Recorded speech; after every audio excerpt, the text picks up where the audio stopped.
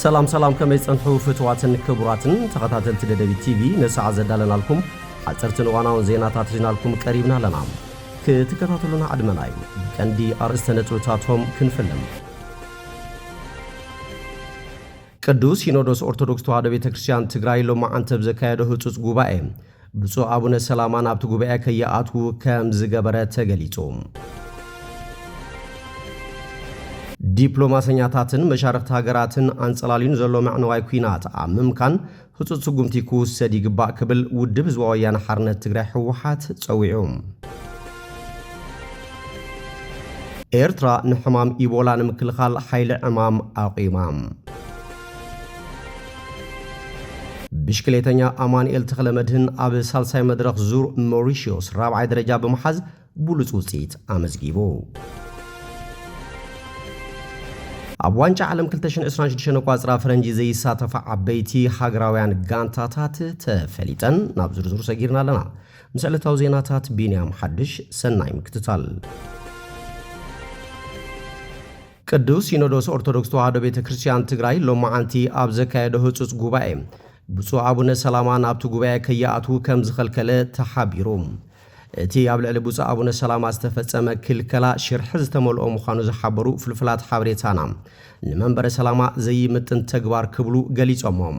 እቲ ጉባኤ ብጸሎት እንትጅመር ብፁዕ አቡነ ሰላማ ምስ ሃገሮም ተሰይሞም ዋላ እንተነበሩ እቲ ጉባኤ ክጅመር እንትብል ብፁዕ አቡነ አረጋዊ ናይ ሎማዓንቲ አጀንዳና ብዛዕባ ብፁዕ አቡነ ሰላማ ስለ ዝኾነ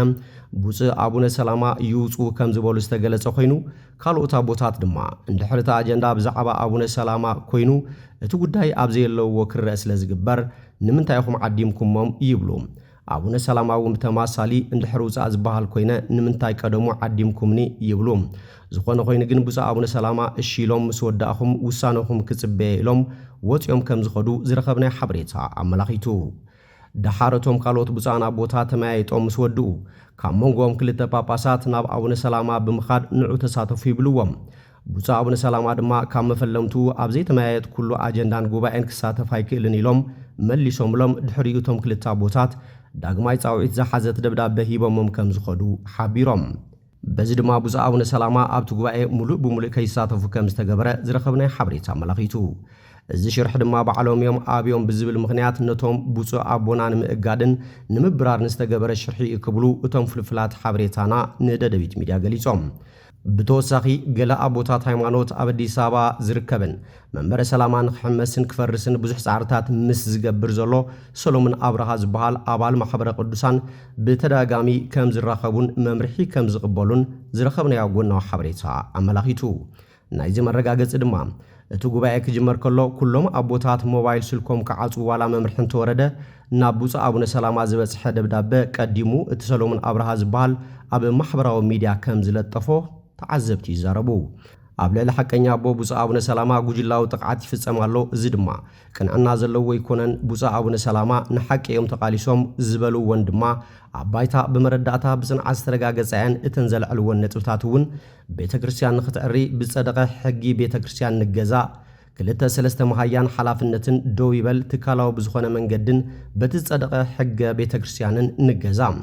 ኣቦታት ሃይማኖት ኣገልገልቲ እምበር ተገልገልቲ ኣይንኹን ስለ ዝበሊኦም ነቶም ኣቦ ተወዲቦም ዘጥቅዕዎም ዘለው ክብሉ እውን ንደደቢት ሚድያ ርእይቶኦም ሂቦም ብፁዕ አቡነ ሰላማ መጀመርታ እቲ ሲኖዶስ ኣብ ጽሓፎ መጸዋዕታ ደብዳቤ ከምዘይ ተኻተቱን በዚ እውን ህዝቢ ከም ዝደንገጸን ዝዝከር ኮይኑ ጸቕጢ ምስ በዝሐ ግን ሽዑ ንሽዑ ክእረም ብምግባር ስሞም ኣብ ዝተመሓየሸ ደብዳቤ ክዕደሙ ተገይሩ ሎማዓንቲ ድማ ብተግባር ካብቲ ጉባኤ ክወፁ ምስ ተገበሩ ንሳልሳይ ግዜ ንድሕሪ ቀትሪ ሰዓት 9 ክትሳተፉ ዝብል ናይ ይምሰል ደብዳቤ ከም ዝተጻሓፈሎም ንምዕዛብ ክኢልና ኣለና ደደቢት ሚድያ ነዚ ጉዳይ ብዕቱ ብምሓዝ ተወሳኺ ሓበሬታ ከም ተቕርበልኩም ክንገልጽ ንፈቱ ዲፕሎማሰኛታትን መሻርክት ሃገራትን አንጸላሊን ዘሎ ማዕነዋይ ኩናት አምምካን ህጹጽ ጉምቲ ኮስዲ ይግባእ ክብል ውድብ ህዝባዊ ወያነ ሓርነት ትግራይ ጸዊዑ እቲ ውድብ ነዚ ዝጸውዐ ብሰንኪ ተግባራት መንግስቲ ኢትዮጵያ ኣብ ሓደጋ ወዲቑ ዘሎ ከይዲ ሰላምን ይምዕብል ዘሎ ህልው ኩነታት ኢሉ እውን አንጸላሊ ዘሎ ማዕነዋይ ኩናት ኣብ ምትራፍ ዳግም ናብ ዲፕሎማሰኛታት መሻርክት ሃገራትን ማሕበረሰብ ዓለምን ኣብ ዘቕረቦ አይድ ሜሞሪየም ማሕበረሰብ ዓለም ኣብ ኢትዮጵያ ሰላም ፍትሒ ምርግጋዕን ክረጋገጽ ዝገብሮ ዘሎ ልዑል ደገፍ ናዕዳ ከም ዘለዎ ዘረጋገጸ ውድብ ህዝባዊ ወያነ ሓርነት ትግራይ ህወሓት ከም ቀንዲ ፈራም ስምዕ ፕሪቶርያ መጠን ድማ ነቲ ስምዕ ብምሉእን ብእሙንን ንምትግባር ዘለዎ ድልውነትን ንሰላም ዘለዎ ዘይንቕንቕ ጽኑዕ ቅዋም ዳግም ኣረጋጊጹሎም። ይኹን እምበር ኣብ ባይታ ዘሎ ኩነታት እናተበላሸወ ምምጽኡ መንግስቲ ኢትዮጵያ ንስምምዕ ፕሪቶርያ ብተደጋጋሚ ብምጥሓስ ንኸይዲ ሰላም ኣብ ሓደጋ ውዲቕዎ ከም ዝርከብን ብፍላይ ካብ ቀረባ እዋን ናብዚ ዝረአ ዘሎ ምዕባለታት ነቲ ብጻዕሪ ዝተረኸበ ጅማሮ ሰላም ኣብ ሓደጋ ብምእታው ኣብ ከቢድ ስክፍታ ኣትይዎ ኣሎ ኢሉ ንማሕበረሰብ ዓለም ኣብ ዘቕረቦ ኣይድ ሜሞየር ሓጋዝ መዘከርታ መንግስቲ ፌደራል ንስምዕ ምቁራጽ ተጻብኦታት ንምድኻምን ኣብ መወዳእታ ድማ ንምፍራስ ከም ዝወሰነ ካብቲ ብተደጋጋምን ቀጻልነትን ኣብ ልዕሊ ትግራይ ዝወሰዶን ይወስዶ ዘሎ ስጉምታትን ንምፍላጡ ቀሊልን ጉሁድን ይዝበለ ውድብ ሕወሓት ብወገን መንግስቲ ኢትዮጵያ ዝፍጸም ዘሎ ምጥሓስ እቲ ስምዕ ስርዓታዊ ይኸውን ከም ዘሎ ገሊጹ ሰብኣውን ቁጠባውን ኩነታት ትግራይ ኣሰካፍ ኮይኑ ይቕጽል ኣሎ ዝበለ ውድብ ሕወሓት መንግስቲ ኢትዮጵያ ኣብ ልዕሊ ህዝቢ ቁልዕ ዝኾነ ዕፅዋት ብምፍጻም ህዝቢ ዘዳኽምን ከበባ ብምፍጻም ስቓይ ይቕጽል ከም ዘሎ ሓቢሩ እቲ ኣብ ነዳዲ ዝተገብረ እገዳ ንቁጠባዊ ንጥፈታት ብትሉም ኩነታት ሽባ ክኸውን ገይርዎ ኣሎ ኣገልግሎት መጓዓዝያ ምህርቲ ሕርሻን ካልእ ቁጠባዊ ምንቅስቓሳት ብዓብይኡ ደው ኢሉሎም እቲ ኩነታት ዝያዳ ተጋዲዱ ኣብ ዋሕዚ ንግዳዊ ኣቑሑት ናብ ትግራይ ገደብ ብምግባሩ ውፅኢቱ ድማ ኣብ ተራ ዜጋታት መሰረታዊ ኣድለይቲ ነገራት ልዑል ዋጋታት ናህሪ ኣስዒቡሎም እዚ ሽግር እዚ ካብ ዝሓሊፉ መንግስቲ ፌደራል ሰፊሕ ብዝኾነ ወታደራዊ ምንቅስቓሳት ተጋዲዱሎም ሰራዊት ሓይልታት ምክልኻል ሃገር ንዶባት ትግራይ ብምኽባብ ወታደራዊ ምቅራባት ከበባን ብምግባር ኣብ ልዕሊ ህዝቢ ስነ ኣእምራዊ ፀቕጥን ፈጢሩ ይርከብ ኢሉ ተግባራት መንግስቲ ኢትዮጵያ ነቲ ስምዕ ብኣድማዕ መንገዲ ኣብ ክንዲ ክትግበር ዝፅዕር ብግልባጡ እቲ ስምዕ ክቕህም ገይርዎ ለዝበለ እቲ ውድብ ብሰንኪ ቀጻሊ ጥሕሰትን ምልማስ መስርሕ ሰላምን ድማ ውድብ ህዝባዊ ወያነ ሓርነት ትግራይ ሕወሓት ትካላዊ ቀጻልነት ንምዕቃብን ኣብ ትግራይ ንዝፍጠር ክፍተት ምሕደራ ንምምላእን ሰላም ንምዕቃብ ዘኽእል ውሽጣዊ ምይይጣት ብምክያድ ምምዕርራይ ከካይድ ከም ዝተገደደ ገሊጹሎም ኣብ ትግበራ ስምዕ ምቁራጽ ተጻብኦታት ዘጋጠመ ዕንቅፋታት ንምፍታሕ ዝዓለመ ትርጉም ዘለዎ ፖለቲካዊ ዘተ ክጅመር ብቐጻልነትን ብተደጋጋምን ጸዊዑ ከም ዘቕረበ ዝገለጸ ውድብ ሕወሓት ንፖለቲካዊ ዝርብ ዘለዎ ተወፋይነት ደጋጊሙ እንተገለጸውን ንጻውዒትን ጻዕርን ትግራይ ብምንጻግ መንግስቲ ፌደራል ኣብ መስርሕ ሰላም ዘለዎ እምነት ዘዳኽም በይናዊ ስጉምታት ይውሰዳሎ ክብል ሓቢሩ እዞም ተግባራት መንግስቲ ኢትዮጵያ ንቐንዲ ድንጋጌታት ስምዕ ፕሪቶርያ ዝጥሕሱ ኮይኖም ብቕልጡፍን ሃናጽን ኣገባብ እንተዘይተተሓሒዞም ድማ ዳግማይ ቁሉዕ ምዕንዋይ ግጭት ናይ ምውላዕ ሓደጋ ኣለዎም ክብል ሕወሓት ገሊጹሎም ኤርትራ ንሕማም ኢቦላ ንምክልኻል ሓይሊ ዕማም ኣቑዩማ ሚኒስትር ጥዕና ኤርትራ ነቲ ኣብ ዲሞክራሲያዊት ሪፐብሊክ ኮንጎን ዩጋንዳን ተራእዩ ዘሎ ለበዳ ኢቦላ ንምክልኻል ውጥን ከም ዘውፅእ መንግስታዊ ማዕከን ዜና ኤርትራ ሓቢረን ሓላፊ ምቁፅጻር ተመሓላለፍቲ ሕማማት እቲ ሃገር ብሃገር ደረጃ ሓይሊ ዕማም ቆይሙሎ ከም ዝበለ እቲ ጸብጻብ ይጠቅስ ዶክተር ኣርኣያ ብርሃነ ከም ዝበሎ ኣብቲ ሃገር ዘለዋ ኩለን ሆስፒታላት ብዛዕባ ሕማም ሓበሬታ ተዋሂብዎን ከም ዘሎ ገሊጾም ኣብ መዕረፎ ነፈርቲ እውን መቆጻጸሪ ረስኒ ዝኸውን ቦታ ተዳልዩ ገያሾም ሰኣተውን ኣብተን በቲ ሕማም ዝተጸልዋ ሃገራት ተጓዓይዞም ተነይሮም ክሕተት እዮም ኢሎም ንመመርመሪ ዘገልግል ላቦራቶሪ ተዳልዩ ከም ዘለውን ዶክተር ኣርኣያ ሓቢሮም ኣብተን ጎራብቲ ኮንጎ ዝኾነ ሃገራት ዝነብሩ ኤርትራውያን ጥንቃቐ ክገብሩን መምርሕታት ክከታተሉን እውን እቲ ዳይሬክተር ተማሕፂኑ ኣብ ዩጋንዳን ደቡብ ሱዳንን ብዓሰርታት ኣሽሓት ዝቑፀሩ ኤርትራውያን ኣብ ርእሰ ከተማታት ካምፓላን ጁባን ከም ዝነብሩ ዝፍለጥ እዩ ብሰንኪ ካብን ናብን ኣስመራን እተን ከተማታትን ዝመላለሱ ገያሾ ውሑዳት ኣይኮኑን ውድብ ጥዕና ዓለም ዘውፅኦ ሓድሽ ጸብጻብ ከም ዘመልከቶም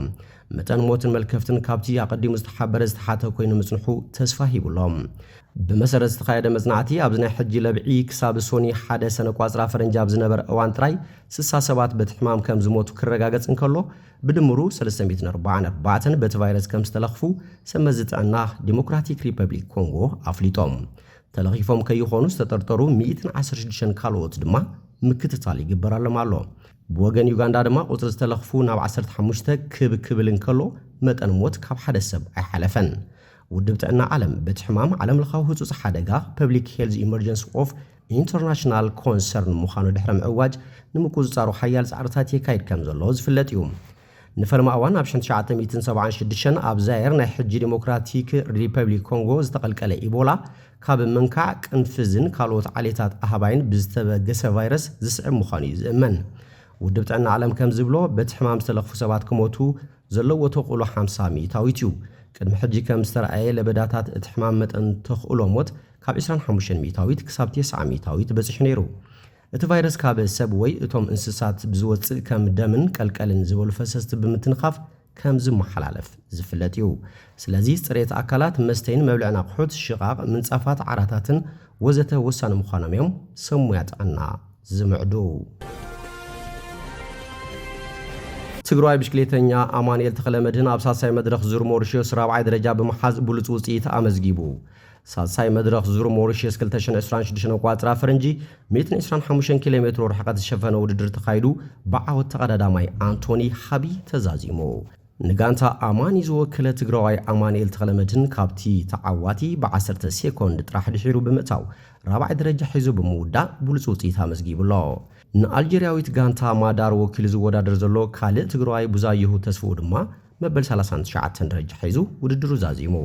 ጽባሕ 4ይን ዛዛምን መድረኽ ውድድር ዘካይድ ዙር ሞሪሸስ 120 ኪሎ ሜትር ዝሸፈነ ውድድር ከካይድ እዩ። ኣብ ዋንጫ ዓለም 2026 ቋፅራ ፈረንጂ ዘይሳተፋ ዓበይቲ ሃገራውያን ጋንታታት ተፈሊጠን። እቲ ዓብዪ ትፅቢት ተገይሩሉ ዘሎ ዋንጫ ዓለም 2026 ክጅመር ሂደት መዓልትታት ጥራይ ተሪፍዎ ኣሎ። ሓያሎ ዓበይቲ ሃገራውያን ጋንታታት ግን ኣብዚ ውድድር ክሳተፋ ዕድል ኣይረኸባን። ንጣልያን ሓዊሱ ሓያሎ ሃገራት ኣውሮፓ እውን ኣብዚ ውድድር ኣይክሳተፋን። ብተመሳሳሊ ኣብዚ ውድድር ዘይሳተፋ ሃገራት ኣፍሪቃ እውን ሂደት ኣይኮናን። እቲ ንፈለማ ግዜ 3 ሃገራት ብሓባር ዘእንግድኦ ውድድር ካብ 11 ሰነ ክሳብ 19 ሓምለ 2026 በቋፅራ ፈረንጂ እዩ ክካየድ። ፈለማ 48 ሃገራውያን ጋንታታት ኣብ 16 ከተማታት ኣሜሪካ፣ ካናዳን ሜክሲኮን ፀወታትን ከካይዳየን። ድሕሪ 103 ፀወታታት ድማ ኣብ ኣሜሪካ ኒው ጀርሲ ኣብ ዝርከበ ሜት ላይፍ ስቴድየም ብደሚቕ ናይ ፍጻመ ፀወታ ክዛዘም እዩ። 4 ግዜ ዋንጫ ዓለም ዝተዓወተት ጣልያን ብፍጹም ቅላዕ ብቦዝኒያ ሄርዘጎቪና ተረቲዓ ካብ ውድድር 2026 ወፃኢ ኮይና እያ። ጣልያን ካብ ውድድር ዋንጫ ዓለም ክትቦክር እዚ ንሳልሳይ ተኸታታሊ ግዜ እዩ። ዋንጫ ዓለም ካብ ዝተዓወተ ሃገራት ንሰለስተ ተኸታታሊ ግዜ ኣብቲ ውድድር ዘይተሳተፍ እንኮ ሃገር ድማ ኮይና ኣላ። ኣብ ሩስያ ኣብ 2018 ከምኡውን ኣብ 2022 ቋፅራ ፈረንጂ ኣብ ኳታር ኣብ ዝተኻየደ ዋንጫ ዓለም ጣልያን ኣይተሳተፈትን። ሎሚ ዘበን እውን ብ31 መጋቢት ኣንጻር ቦዝኒያ ሄርዘጎቪና ኣብ ዘካየደቶ ፀወታ ካብ ዋንጫ ዓለም ተገሊፋ እያ። ካልእ ዴንማርክ ካብተን ኣብ ዋንጫ ዓለም 2026 ዘይሳተፋ ሃገራት ኮይና ኣላ። ኣብ መጻረዪ ውድድር ብፍጹም ቅላዕ ብቼክ ሪፐብሊክ ተሳዒራ ካብቲ ውድድር ተገሊፋ። ቼክ ሪፐብሊክ ኣብ ዝርዝር ፊፋ ብበዝሒ ተፈተውቲ ተፃወቲ ኩዕሶ እግሪ ዓለም ኣብ መበል 43 ደረጃ ትርከብ። ዴንማርክ ንማንቸስተር ዩናይትድን ናፖሊን ዝፃወት መንእሰይ ራስሙስ ሆጅሉንድ ዝርከብዎም ብቑዓት መንእሰያት ዘፍረየት ሃገር እያ። እንተኾነ ግን ብውሕዱ ክሳብ 2030 ቋፅራ ፈረንጂ ኣብ ዋንጫ ዓለም ኣይክትሳተፍን። ብሱፐር ኤግሊስ እትፍለጥ ሃገራዊት ጋንታ ናይጄርያ ኣብ ኣፍሪካ ካብ ዘለዋ ዕዉታት ጋንታታት ሓንቲ ኮይና ኣጸኒሓ። ኣብ መጻረዪ ዋንጫ ዓለም 2026 ግን ብዲሞክራቲክ ሪፐብሊክ ኮንጎ ተሳዒራ ካብቲ ውድድር ወፃኢ ኮይና ኣላ። እታ ብደረጃ ፊፋ መበል 26 ደረጃ ሒዛ ትርከብ ሃገር ንኻልኣይ ግዜ ብተኸታታሊ ኣብዚ ውድድር ኣይክትሳተፍን። ናይጄርያ ኣብ 2022 በቋፅራ ፈረንጂ ኣብ ኳታር ኣብ ዝተኻየደ ውድድር ክትሳተፍ ዘይምኽኣላ ዝፍለጥ እዩ። ናይጄርያ ከም በዓል ቪክቶር ኦሲሚሄን፣ አድሞላ ሉክማን፣